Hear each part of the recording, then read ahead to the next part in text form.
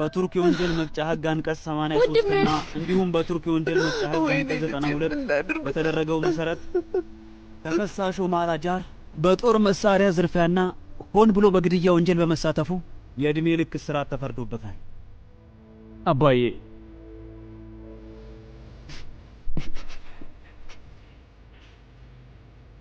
እማዬ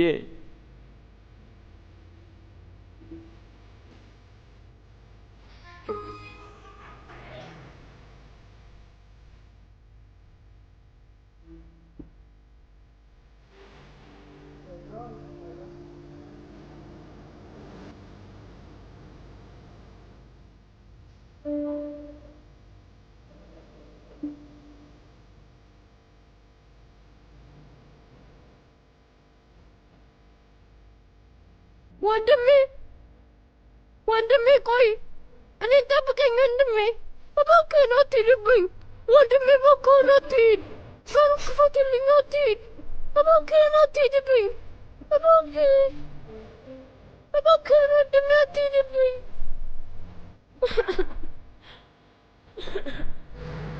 መሩት